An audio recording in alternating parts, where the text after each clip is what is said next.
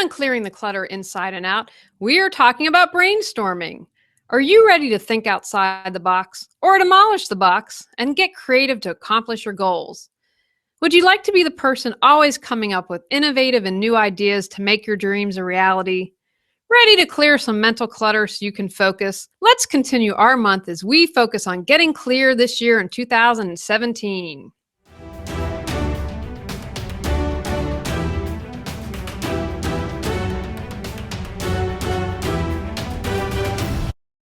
Ready to clear your clutter and share your gifts with the world? Every Tuesday at 1 p.m., join award-winning professional organizer, author, and certified life coach Julie Coraccio on Clearing the Clutter Inside and Out, as she teaches you how to navigate the waters to declutter your life. Julie Coraccio destroys the box and examines clutter in all areas: physical, mental, emotional, spiritual, energetic, relationships, health, finances, and more. I'm excited for today because we're going to be talking about brainstorming and mind mapping and getting creative. I first used mind mapping with an energy healer I worked with to come up with ideas for my business. It's a fun way to get you thinking outside the box or eliminating the box completely. We're going to talk about some different ways to brainstorm. Sometimes we can think in a really linear fashion, and what I like about brainstorming is that it allows us to access a different part of our brain that can be crucial for supporting us in being successful. A lot of times, big ideas came for me in the shower, or while meditating, while I'm relaxed, or not even thinking about the subject. I've worked at stretching my brain so that it is easier for these ideas to drop in. If you haven't done any brainstorming, it might seem a little crazy. Some of your ideas can be crafted into creative solutions to a problem or spark even more ideas. Brainstorming can get you unstuck by going outside your normal ways of thinking. Don't criticize during brainstorming or try and figure out why it couldn't work. You're trying to open up possibilities and break down assumptions about your problem's limits. Judgment and analysis at this stage stunts idea generation and limits creativity. Evaluate the ideas at the end of the session. If they can't be done, cross them off. Individual brainstorming is most effective when you need to solve a simple problem, generate a list of ideas, or focus on a broad issue. Group brainstorming is often more effective for solving complex problems. Individual brainstorming. When you do individual brainstorming, you don't have to worry about others' egos or opinions, and you can be freer and more creative. However, you may not develop ideas as fully when you're on your own because you don't have the wider experience of other group members to draw on. Group brainstorming. Lay down some ground rules. Think about how much information you want to give to everyone prior to the event.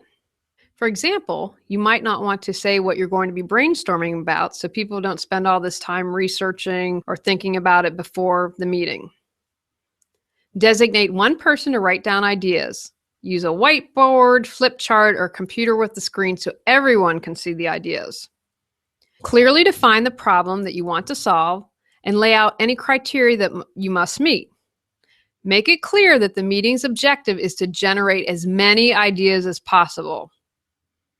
Have a comfortable, relaxed environment. Try and have a diverse group of people for different viewpoints. Be free and open in thought and have fun with it. Call out any bad behavior like not participating or putting down an idea. Once everyone has shared their ideas, start a group discussion to develop other people's ideas and use them to create even more ideas. Encourage everyone to offer ideas and participate. There's no judging of what anyone says. When one member gets stuck, another member's creativity and experience can offer other thoughts and solutions. You can develop ideas in greater depth with group brainstorming. Another advantage of group brainstorming is that it helps everyone feel they've contributed to the solution, and it reminds people that others have creative ideas to offer. Here are some brainstorming techniques you can try out. Teleporting. Imagine that you were in a different place or a different time. Would you approach it differently if you were at the beach or outer space? What if you were 20 and more open to taking risk? Imagine it from an alternate perspective.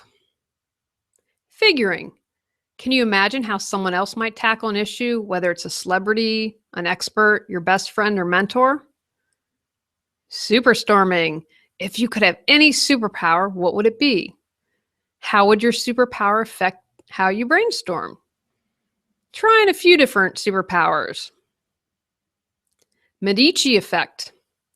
The Medici effect describes how ideas might not obviously be related upon your initial thoughts. Seek out parallels to find commonalities. Maybe you have a goal of starting your own business. Looking at other successful business owners, even if it's in a different industry, can help you discover what they have in common. Blind writing or journaling. Forcing yourself to simply put pen to paper for a minimum of 10 minutes will open up new ideas. The only rule is you have to keep writing, even if it's to jot down, I don't know what to write about. Reverse storming. How could I stop this goal from happening? What would you have to defeat?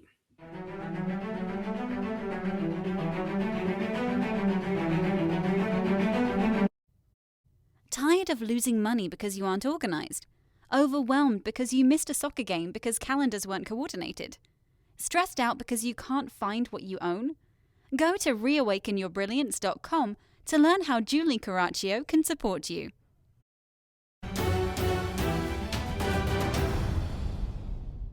Another technique I've used is a mastermind. I have a paper with pictures of all the members of my mastermind. A few are Oprah and Tesla. Remember, they don't need to be alive, and I don't need to have ever met them. I ask my mastermind a question and see if anything pops into my head. I also keep a pen and paper by my bedside, as I have found dreams to be very valuable. If something comes to me, I can reach over and jot it down. I did a podcast in September 2016 with Margaret Harrell, and we talked about dreams. You might want to check that out. Mind mapping is another useful technique. I got some great tips from mindmapping.com, and if you think you're going to like to try mind mapping, I encourage you to check out the website. Instead of a list, it's two-dimensional. It's usually compact and helps make association and generate new ideas. Mind mapping can also help you break large projects or topics down into manageable chunks so that you can plan effectively without getting overwhelmed and without forgetting something important. A good mind map knows the shape of the subject, the relative importance of individual points, and the way in which facts relate to one another. So some ways that people use mind maps are for brainstorming, summarizing information and note-taking, consolidating information, thinking through complex problems, presenting information in a format that shows the overall structure of your subject, and studying and memorizing information. If you're very visual, this might be a good technique for you. Drawing basic mind maps. To draw a mind map, write the title of the subject you're exploring in the center of the page and draw a circle around it. So in my circle, I have Reawaken Your Brilliance products, or RYB products for short. Next, create major subdivisions or subheadings of the topics or important facts that relate to the subject and draw lines out from the circle. So think you have your circle, I have RYB products, and think of a sun. So lines coming out from the sun. So with RYB products, some of my lines are going to say books, podcast, classes, courses, affirmations, presentations. After you've done that, you're going to want to go deeper into the subject and uncover another level of information or further subheadings, individual facts belonging to the subheads. And you draw these as lines linked to the subhead line. So we kind of have a sun going on now, and it's going to start to look kind of spidery. So for example, under classes, I might have organizing, decluttering, mindfulness, other professional organizers, and podcasting. Then, for individual ideas, draw lines out from the appropriate heading line and label them. So from organizing, I might have New Year's, garages, closets, basements. Think of this as branches from the tree. So we start out with a circle, and then it looks like a sun, and the further we go, we have all these branches.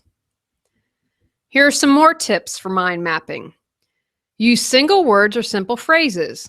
Single strong words and short meaningful phrases can convey the same meaning more potently. Excess words just clutter the mind map. Use color to separate different ideas. This will help you to separate ideas when necessary. Use color to separate different ideas. This will help you to separate ideas where necessary. It also helps you to visualize the mind map for recall. Color can help also show the organization of the subject. I color code my dry erase board and it helps me memorize it. Use symbols and images. Pictures can help you remember information more effectively than words, so where a symbol or picture means something to you, use it. Take actions from today's podcast. Decide what brainstorming techniques you would like to try. Pick a team of trusted people or create your mastermind to brainstorm with if you want to do some group brainstorming. Commit to brainstorming weekly. If you can do it at the same time and day, even better, as we tend to get used to and do things more efficiently when we do them at the same time and day. In our next episode, we're going to talk about how to access our intuition. Go out, clear the clutter to create the life you choose, deserve, and desire. Ready to live a more joyful and fulfilling life? Sign up for our newsletter at reawakenyourbrilliance.com and receive a free copy of 10 Steps to Clearing Clutter Inside and Out. If you enjoyed today's episode, please rate and review Clearing the Clutter Inside and Out. See you next Tuesday at 1 p.m.